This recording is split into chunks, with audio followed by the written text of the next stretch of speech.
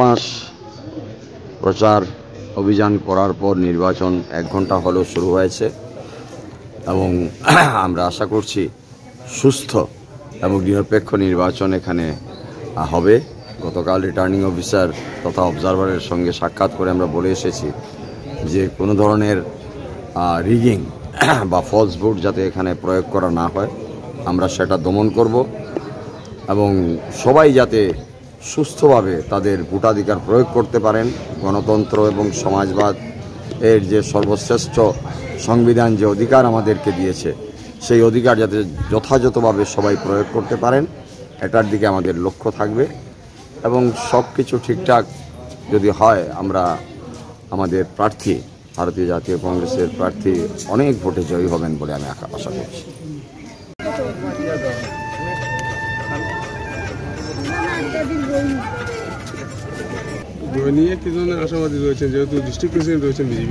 দেখুন, ভারতবর্ষ শুধু নয়, সমগ্র পৃথিবীর বুকের সর্ববৃহৎ গণতান্ত্রিক উৎসব হলো ভারতবর্ষের এই সাধারণ নির্বাচন। আজ এই লোকসভা নির্বাচনের দ্বিতীয় চরণ চলছে। এই দ্বিতীয় পর্যায়ের নির্বাচনে আমাদের এই আসামের করিমগঞ্জ, শিলচর সহ 5টি লোকসভা সমষ্টিতে ভোট গ্রহণ হচ্ছে।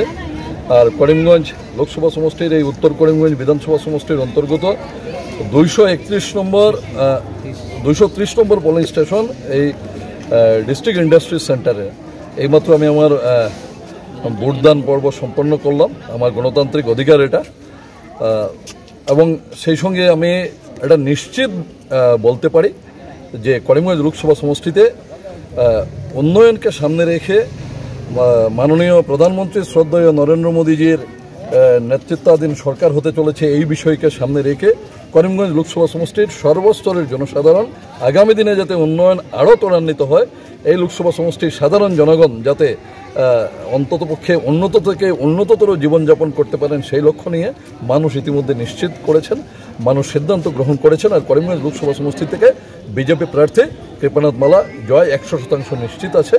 আমি আজকের এই ভোট গ্রহণ পর্বকে কেন্দ্র করে করিমগঞ্জ লোকসভা সমষ্টির সর্বস্তরের জনসাধারণ, জাতি ধর্ম বর্ণ নির্বিশেষে সকল স্তরের জনসাধারণকে শুভেচ্ছা অভিনন্দন জানাই এবং আশা প্রকাশ করি যে আগামী দিনে এই লোকসভা সমষ্টির জনগণের উন্নয়ন যাতে আরও ত্বরান্বিত হয়, এই লোকসভা সমষ্টি অন্ততপক্ষে আসামের উন্নত থেকে উন্নততর লোকসভা সমষ্টি হিসাবে যাতে পরিগণিত হয়, সেই লক্ষ্য নিয়ে মানুষ যাতে তাদের সুচিন্তিত মতামত প্রয়োগ করেন, সেই আহ্বানও সকলের উদ্দেশ্যে রাখি। এবং আজকের এই বৃহৎ গণতান্ত্রিক উৎসব, সমগ্র পৃথিবীর বুকের গণতান্ত্রিক উৎসবের আজকের এই দ্বিতীয় পর্যায়ের ভোট গ্রহণ করবে গণতন্ত্রের চতুর্থ স্তম্ভের অধিকারী শ্রদ্ধেয় সাংবাদিক বন্ধু সহ সকলকে কৃতজ্ঞতা জ্ঞাপন করি। আপনি কি মনে করছেন সংখ্যালঘু? দেখুন, এবার যখন নির্বাচনের প্রস্তুতি পর্ব চলছিল, প্রচার পর্ব চলছিল, তখন আমরা বলছিলাম যে এবারকার ভোট এটা করিমগঞ্জ লোকসভা সমষ্টির জন্য একটা ঐতিহাসিক ভোট হবে, এটা একটা ব্যতিক্রমী ভোট হবে।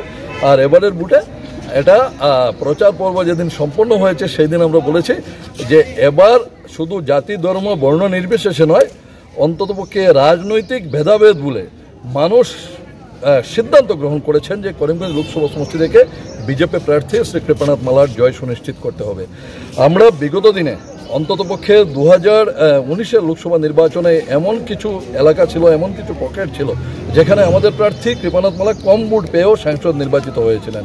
এবার ওই সমস্ত এলাকা শুধু নয়, যেখানে আমরা ভোট কম পেয়েছিলাম ওই জায়গা থেকেও বেশি সংখ্যক ভোট পাবো। এখানে সংখ্যা লঘুকে সংখ্যা গুরুকে সেটা প্রশ্ন নয়, সবাই মিলে সিদ্ধান্ত গ্রহণ করেছেন যে মাননীয় মোদীজির নেতৃত্বে কেন্দ্রে আবার সরকার গঠন হওয়ার প্রয়োজন আছে।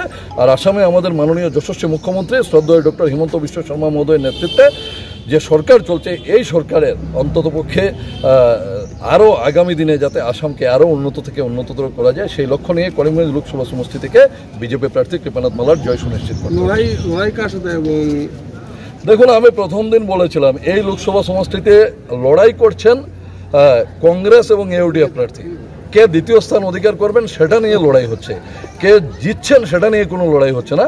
লড়াই হবে কংগ্রেস প্রার্থী এবং ইউডিএফ প্রার্থীর মধ্যে। আর করিমগঞ্জ লোকসভা সমষ্টি থেকে প্রায় 1.25 লাখ ভোট থেকে 1.5 লাখ ভোটের ব্যবধানে বিজেপি প্রার্থী কৃপানাথ মালা জয়ী হচ্ছেন।